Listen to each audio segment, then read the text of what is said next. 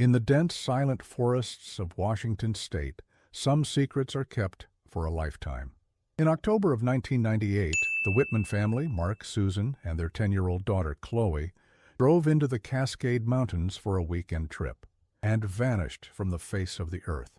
For 20 years, their fate was a ghost story, a cold case file gathering dust. Police speculated they ran away. The world moved on. But for Leo Whitman, the son they left behind, the silence was a deafening roar. 2 decades. Later, armed with a new kind of eye in the sky, Leo launched a final, desperate search over the treacherous terrain that had swallowed his family whole. And then, a flicker on his screen, a glint of faded green metal buried under a sea of trees, at the bottom of a ravine no one knew existed. The discovery of their family car should have been the end of the story, a tragic but simple accident. But it was only the beginning. Because when investigators finally reached the rusted vehicle, they found a truth far more terrifying than a simple crash. This wasn't a case of getting lost. It was an execution. And the discovery would ignite a firestorm, proving that the monster responsible for the Whitman family's disappearance hadn't vanished at all. He had been hiding in plain sight all along. The world before it cracked was painted in the warm, crisp colors of October. On a Saturday morning in 1998, the air in their quiet suburban neighborhood carried the scent of fallen leaves and the promise of a coming winter. Inside the Whitman house, there was only the familiar bustling energy of a family preparing for an adventure. Mark Whitman, a man whose hands were more comfortable with blueprints and lumber than anything else, was outside, meticulously checking the tire pressure on their dark green Ford Explorer. He was 42, with a quiet competence that made his family feel like they were living inside a fortress of his own making. Everything was safe because he had checked it. Inside, Susan Whitman, 41, was the fortress's heart. She hummed a tune from the radio as she packed a wicker basket, the steam from a thermos of coffee fogging the kitchen window. An art teacher by trade, she saw the world in vibrant hues and possibilities, and she'd passed that spark down to her daughter. Chloe, at 10 years old, was a firecracker of curiosity. She bounced on the balls of her feet near the front door, clutching a map of the Cascade Loop Highway. In the corner of the map, where a lake was marked, she'd drawn a tiny, whimsical sea monster. She looked up at her older brother, Leo, with pleading eyes. "You're sure you can't come? Dad said we might see a Sasquatch this time." Leo, at 16, leaned against the doorframe, projecting an aura of teenage indifference that he didn't entirely feel. "I've got that PSAT book to finish. Besides, someone has to stay here and guard the house from your sea monster." He ruffled her hair. The truth was he'd missed them, but he'd never admit it. Susan came to the door, handing the basket to Mark. "Don't forget this," she said, placing an old, slightly frayed fishing hat on his head. It was his lucky hat, the one he wore on every trip, a silent tradition that bound their years together.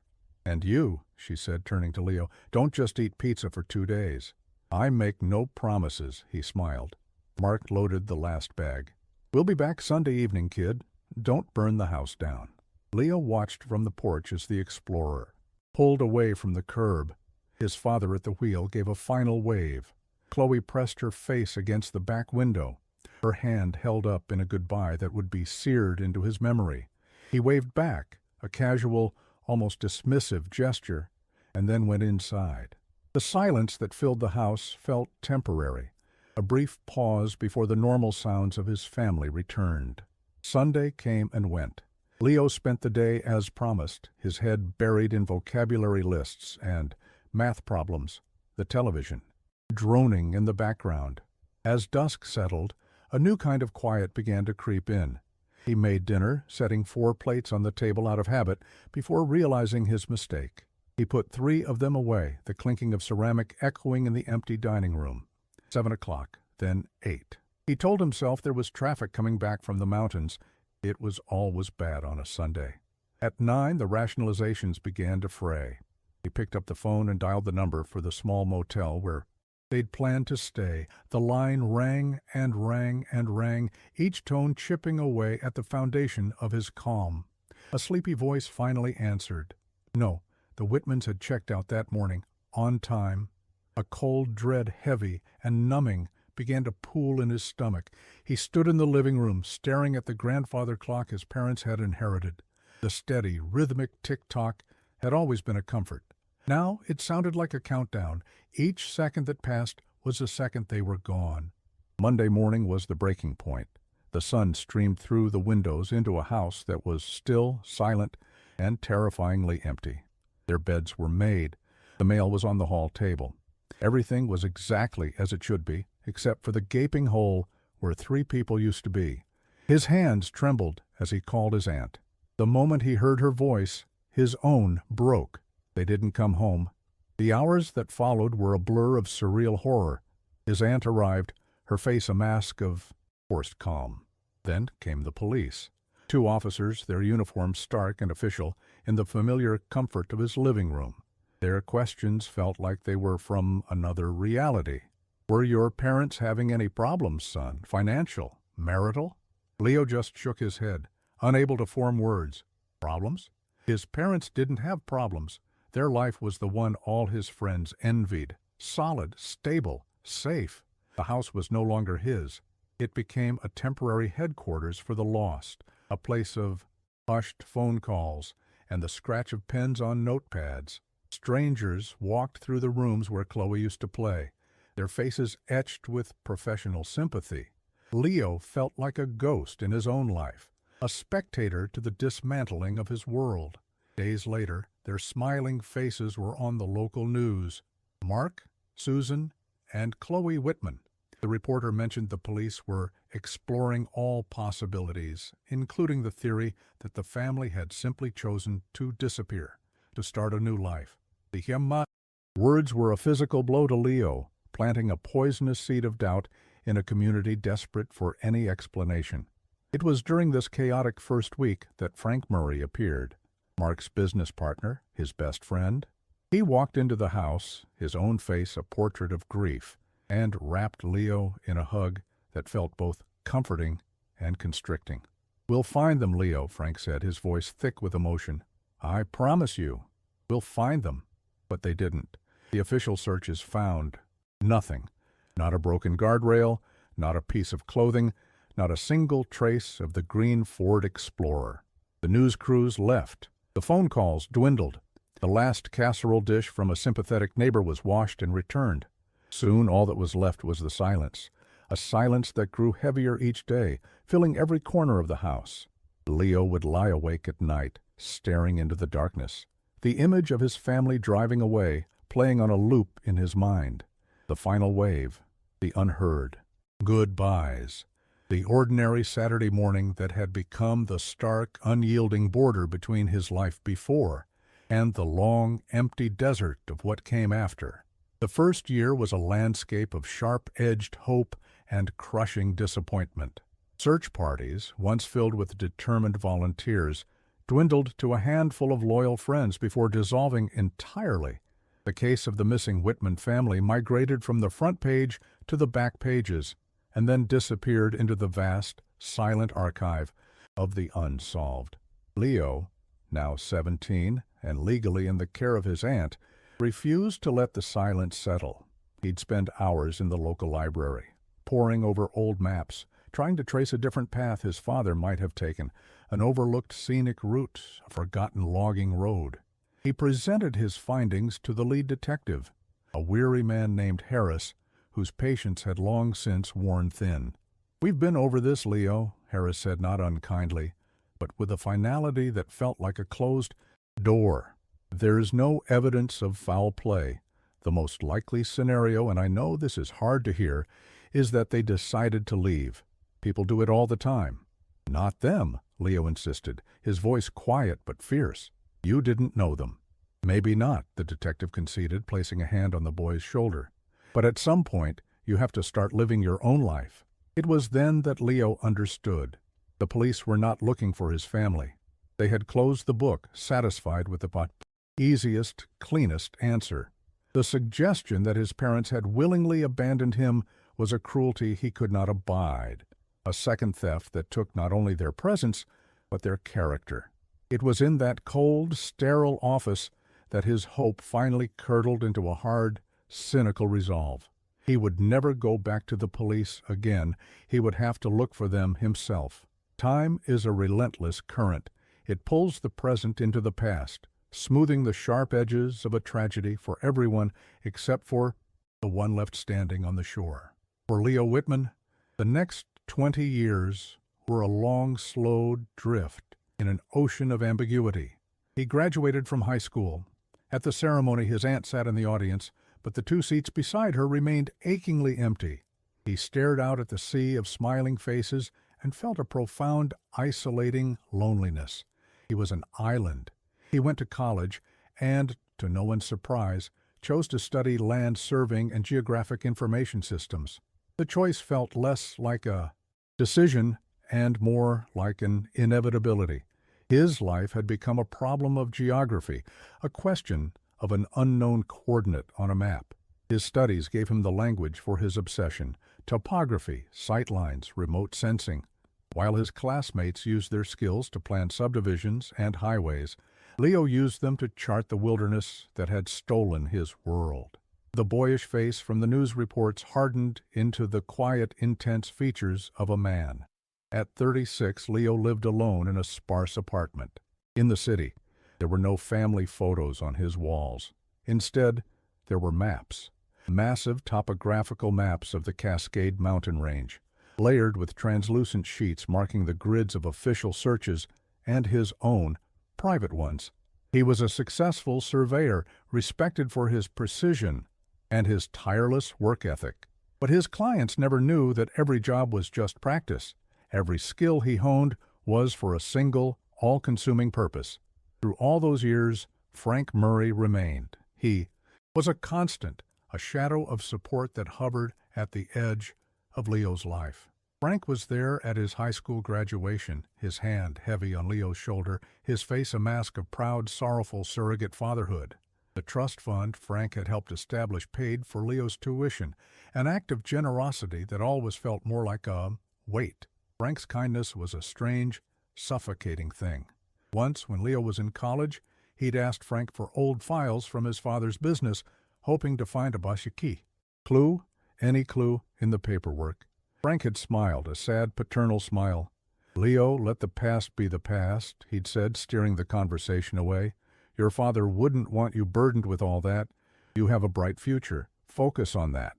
He was a master of feigned concern. He actively discouraged Leo's obsessive search.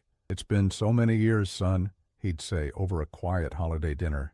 "You can't let this destroy you. You have to let them go." Each word was a gentle push away from the truth, a careful redirection disguised as love. Leo remembered one Christmas, years ago. Frank, holding a glass of whiskey, had stared into the fireplace and remarked to the room how unforgiving those mountains were.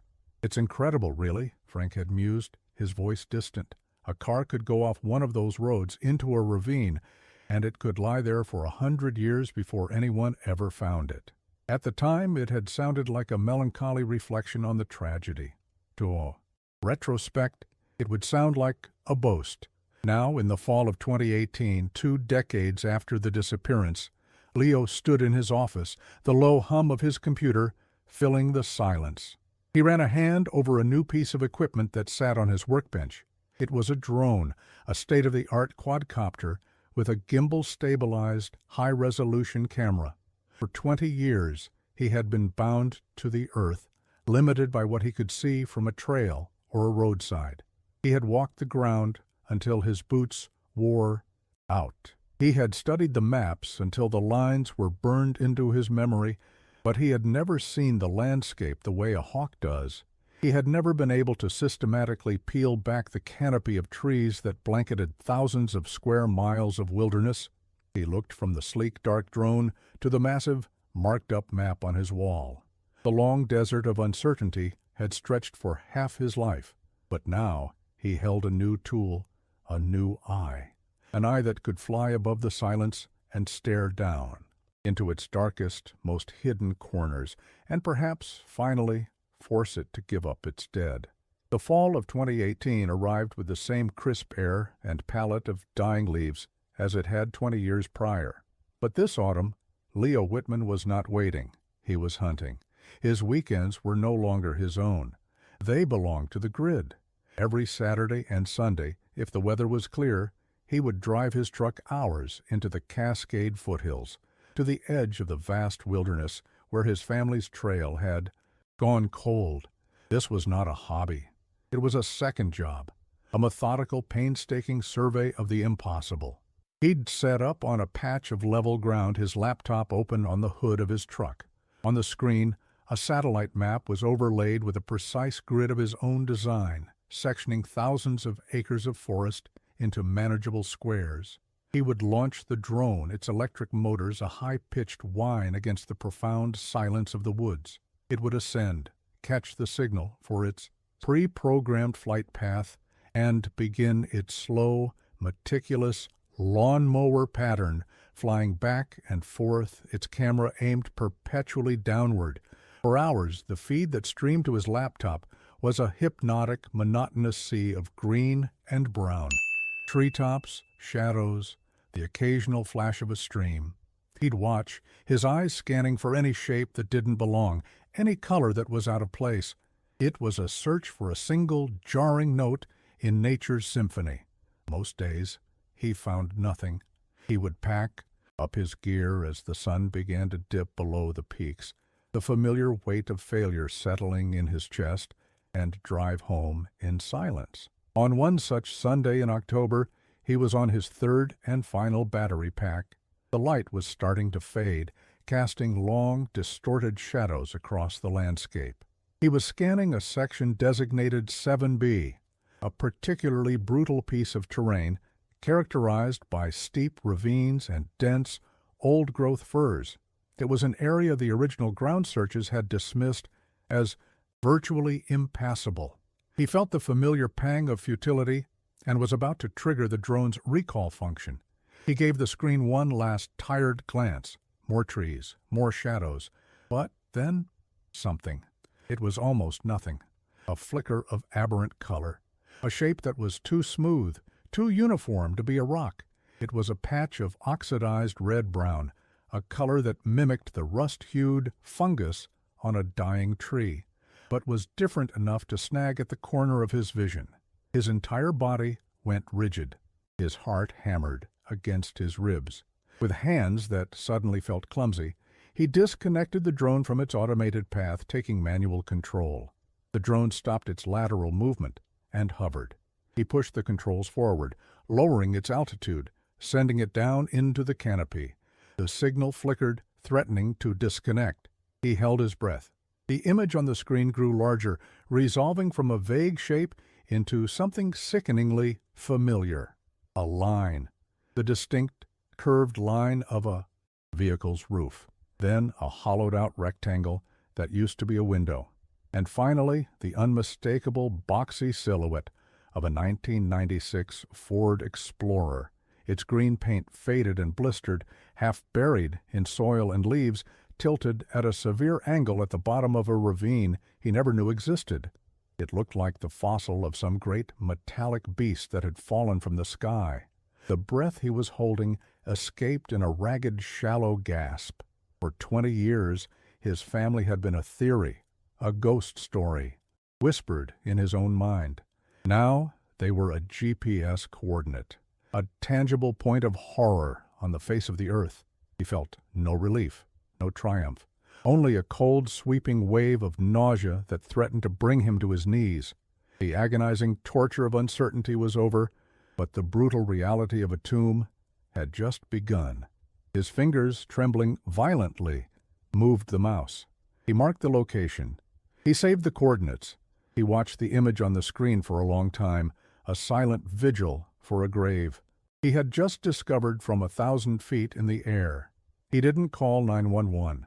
His voice, when he finally used it, was unnaturally steady, the sound of a man operating in the calm eye of his own personal hurricane. He found the direct number for the county sheriff's office. "My name is Leo Whitman," he said into the phone. "My family went missing in this county in 1998. I believe I've just found their car." The hours that followed were a surreal dream. He met the deputies at a trailhead, his laptop displaying the coordinates. The site was so remote, so inaccessible, that the first team had to rappel down the ravine wall. The yellow police tape they strung between the trees looked like a profane splash of color in the sacred, somber green of the forest. Leo stood back just beyond that yellow line and watched. He watched as the first human hands in 2 decades touched the rusted door of the Explorer. He watched as the silent, hidden place was suddenly filled with the sounds of radios and the snapping of branches. He watched as the tomb that had held his family and his own life, captive for 20 years, was finally, brutally, opened. The discovery of a simple vehicle, a metal coffin hidden in such an impossible place, was the first domino to fall in a chain of revelations that would shake the community to its core. It's incredible how a single item, a single image from above, can rewrite history. The earth holds its secrets tightly. To follow more stories where the truth was buried, just waiting for the right eyes to find it, consider subscribing. The operation to exhume the Ford Explorer from its 20-year grave was a monumental effort. A heavy-lift helicopter, its rotors beating the air into submission, hovered over the ravine. Thick cables were lowered, and the recovery crew, working with a grim reverence, secured the rusted chassis.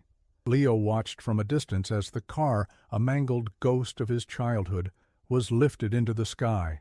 It rose above the trees that had hidden it, a broken thing finally being dragged from the past into the harsh, unforgiving light of the present. In the days that followed, Leo met a detective, Isabella Rossi. She was the new head of the county's cold case unit, a woman whose sharp, intelligent eyes seemed to miss nothing. She was nothing like the dismissive Detective Harris from his youth. She sat with Leo in a quiet interview room, a fresh legal pad on the table between them, and she simply listened. She didn't offer platitudes or easy promises. "We're going to process the vehicle and its contents with every tool we have now that didn't exist in 1998, she said, her voice even. "I can't promise you what we'll find, but I can promise you we will look." For the first time in 2 decades, a dangerous flicker of hope ignited within the fortress of Leo's cynicism.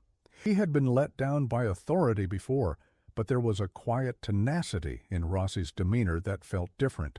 He braced himself for disappointment, but the spark remained.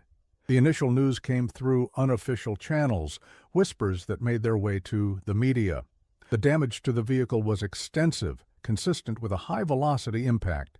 The prevailing theory, the one that settled over the community like a somber blanket, was that Mark Whitman had simply lost control on a treacherous, unpaved road. It was a tragic, but simple, accident. This version of the truth brought a strange and hollow kind of peace. It was a period at the end of a sentence that had been left hanging for 20 years. Leo began the painful, necessary work of acceptance. He contacted a funeral home. He started to write a eulogy. He was finally closing the book, preparing a memorial for the ghosts he had lived with for more than half his life. The world was settling into a story he could, perhaps, learn to live with. That fragile peace lasted for 72 hours. Then Detective Rossi called. "Leo, can you come down to the station? There's something you need to see." Her tone was gone of all softness. It was urgent. It was sharp.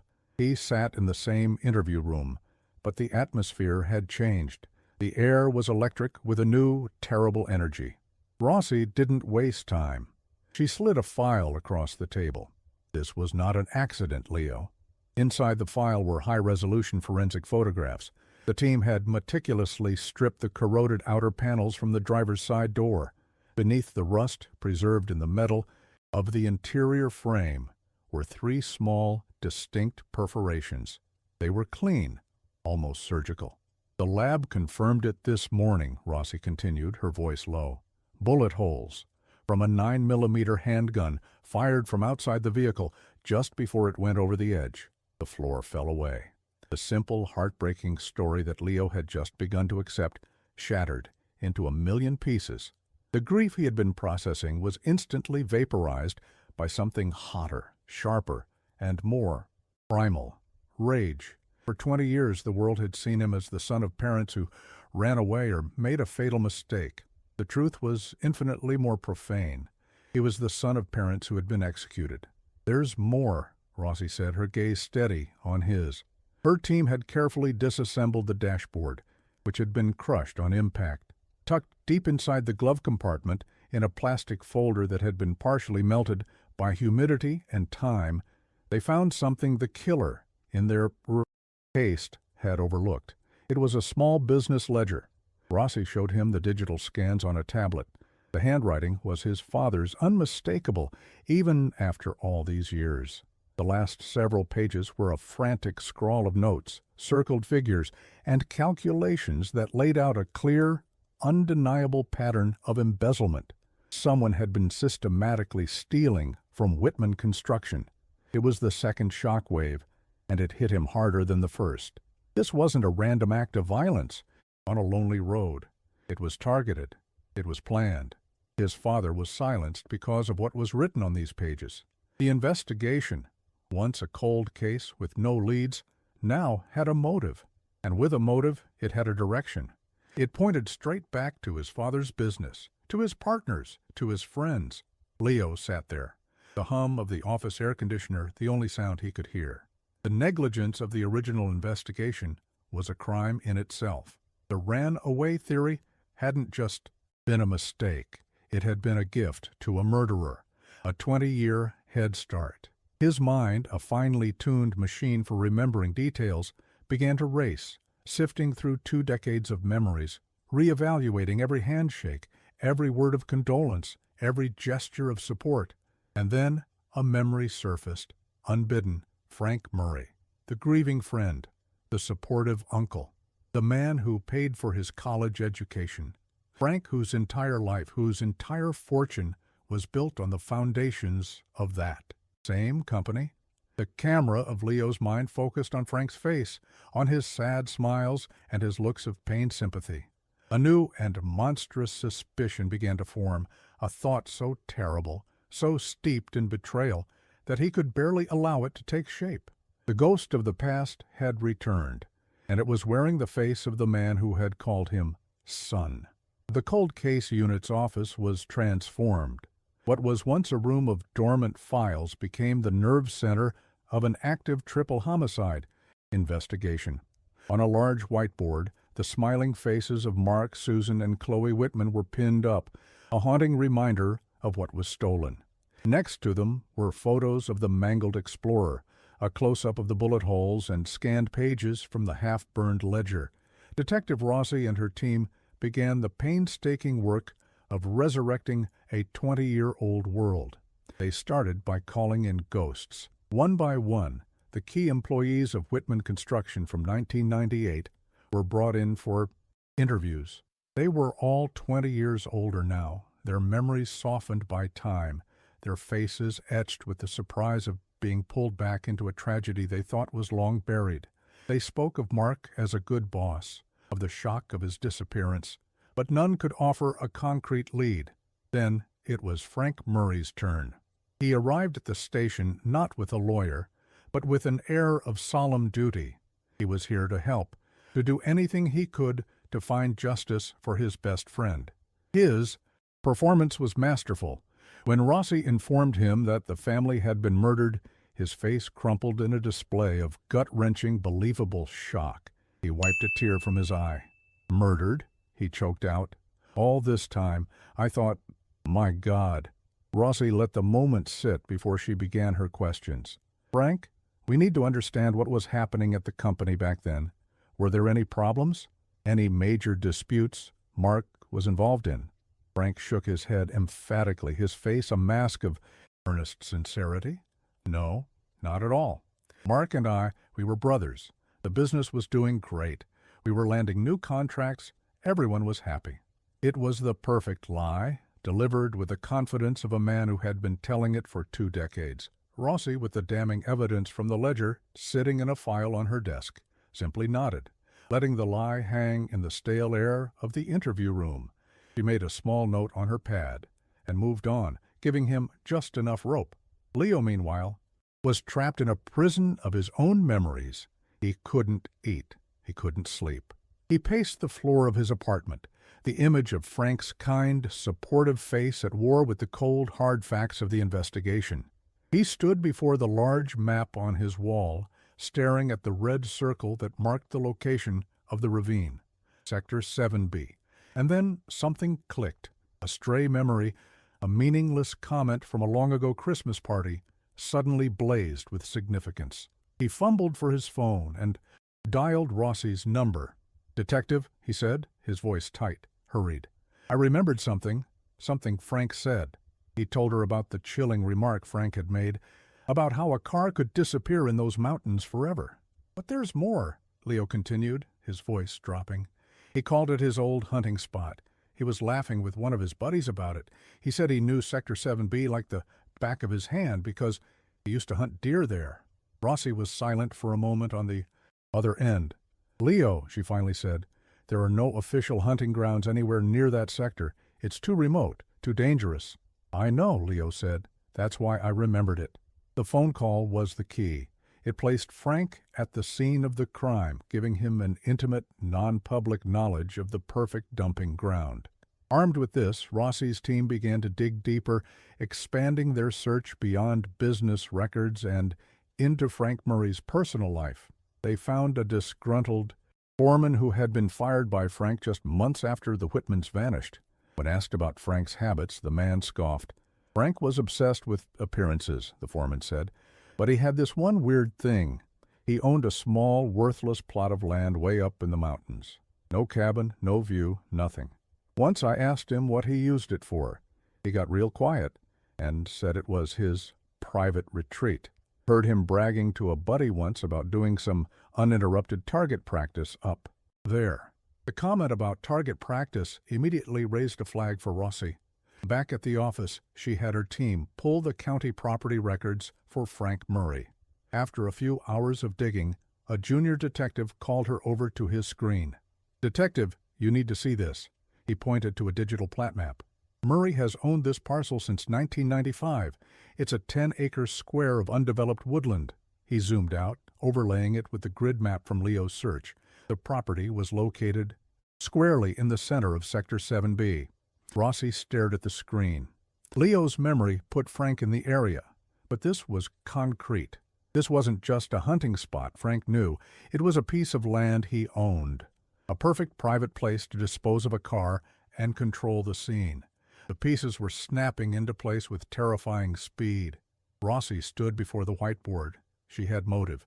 The embezzlement detailed in the ledger. She had a direct lie.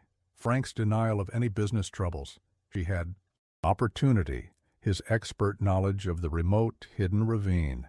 And now she had the likely means. She didn't have the weapon in her hand, but she had more than enough. The final scene of the day was Detective Rossi in her office, the sun setting outside her window. She was on the phone, her voice calm, professional, and deadly serious. "Yes, Your Honor," she said. "That's correct. Based on new evidence and testimony, I am requesting a search warrant for the residence and all known properties belonging to Mr. Franklin Murray." She hung up the phone and looked at the smiling photograph of Frank on the murder board. The benevolent mask he had worn for 20 years was about to be torn away. The hunt was no longer for a ghost. It was for a monster. Dawn broke over the manicured lawns of Frank Murray's neighborhood, the sky a soft, gentle gray. The morning peace was shattered by the quiet, synchronized arrival of a convoy of unmarked police cars.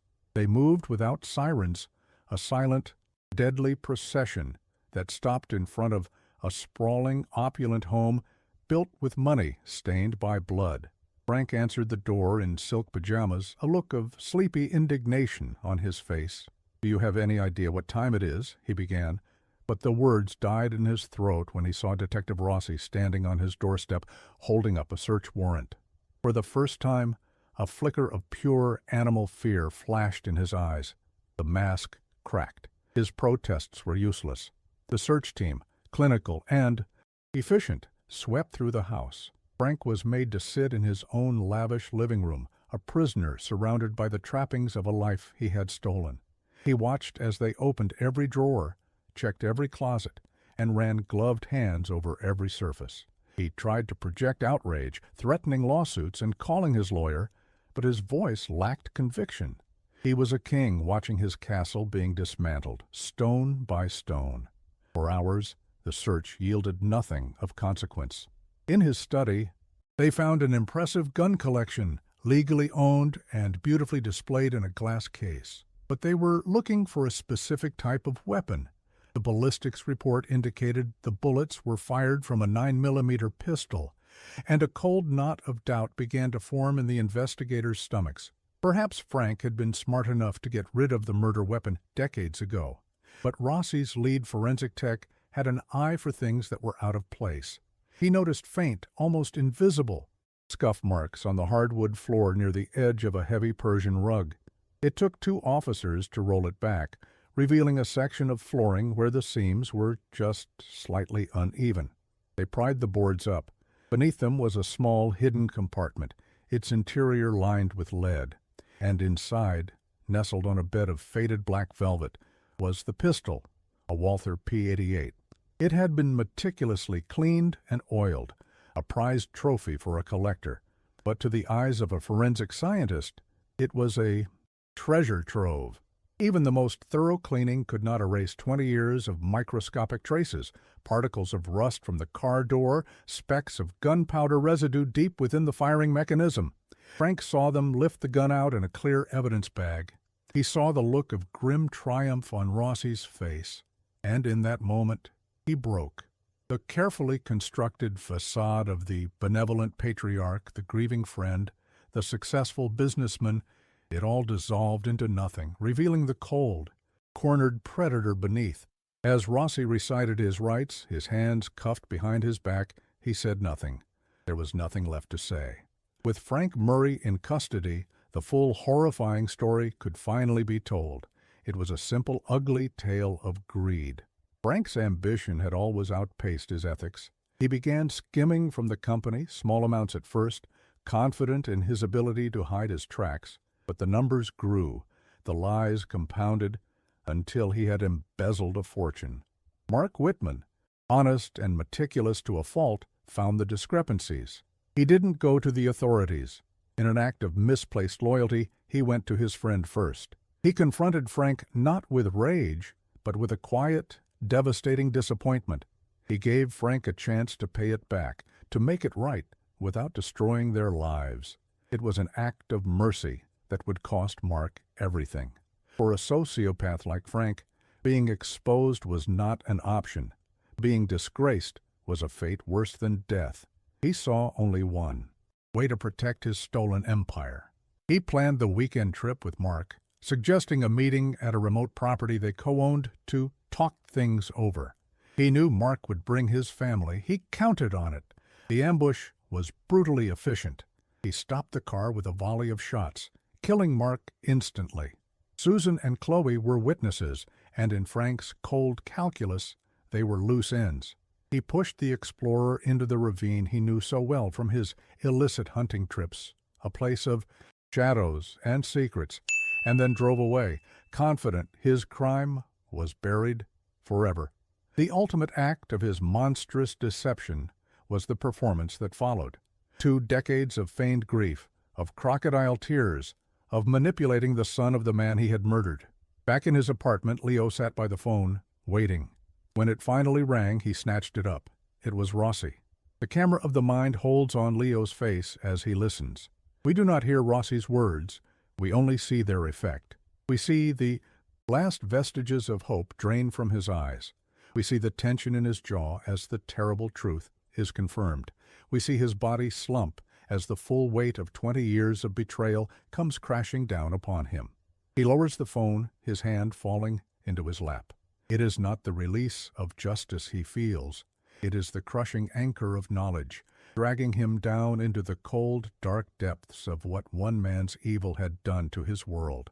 With the monster finally unmasked, the brutal truth came to light, proving that perseverance, fueled by a son's undying love, can overcome decades of calculated deceit. Justice for the Whitmans took 20 years. If you believe every story of a long-awaited truth deserves to be told, support these narratives by leaving a like. The trial of Franklin Murray was not a long or complicated affair. The evidence, unearthed after 20 years of silence, was overwhelming.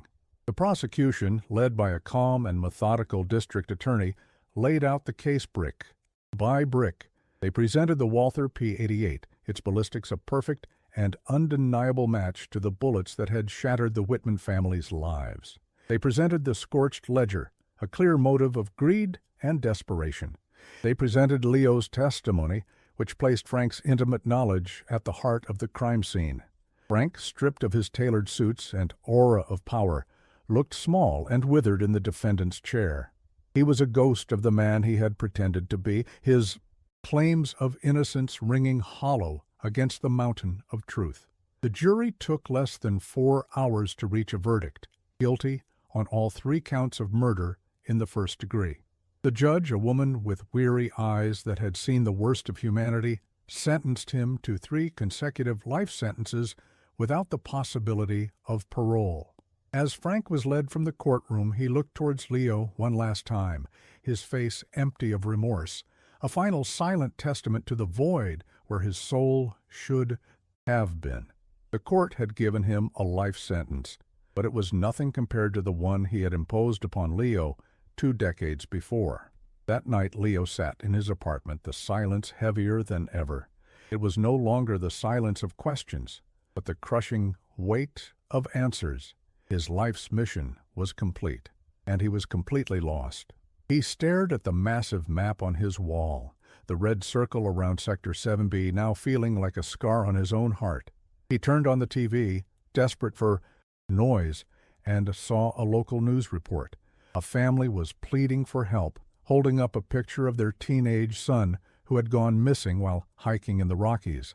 "The official search has been called off," the boy's mother said, her voice breaking. "But we know he's out there. We don't have the resources to keep looking." Leo looked from the crying mother on the screen to the state-of-the-art drone sitting in the corner of his room. He looked at the maps, the symbols of his obsession. For 20 years, he had been a man hunting a ghost. Now, he realized, there were other ghosts and other families haunted by the same silence he had known. The thought didn't bring him happiness, but for the first time since the trial, it offered something else, a direction, a new grid to survey, a new reason to fly. In the weeks following the trial, a new kind of silence descended on Leo's life. For 20 years, the silence had been a question, a roaring void filled with terrifying possibilities. Now it was an answer. The silence was the period at the end of a long, brutal sentence. It was the silence of knowing. He stood in his apartment and looked at the maps that still papered his walls. They were no longer a puzzle to be solved. They were a memorial, the story of a journey that was finally over. There was no elation in this victory, no simple peace. The agony of uncertainty had been replaced by the horror of the truth. He was free from the ghost of the unknown, but he was now haunted by the concrete images of his family's final moments and of the face of the man who had caused them. Closure was not a clean, neat healing. It was the acceptance of a permanent scar. A few months later, Leo stood in a small, clean office space, the smell of fresh paint still in the air. He had sold his surveying business. He had taken the money from the trust fund, the blood money Frank had used to soothe a guilty conscience, and he had forged it into something new. On the glass of the door, in simple, clean letters, were the words, "The Whitman Project." The narrator explains that the foundation had a single, clear mission: to provide law enforcement and families with the resources they had never had, to supply them with advanced drone technology, expert analysis, and the funding to search the wild, forgotten places for the missing and the lost. Leo tacked a new map to the wall. It was not of Washington state. It was of a remote national forest in Colorado where a hiker had vanished 3 years earlier. He looked at the new grid, the new puzzle. The work was not born of obsession now, but of purpose. He could not save his own family, but perhaps their story, Their legacy could help save someone else's. It was not a happy ending, but it was a meaningful one. The legacy of Mark, Susan, and Chloe Whitman would not be how they died, but in the hope they would offer to others still wandering in that same lonely desert of not knowing.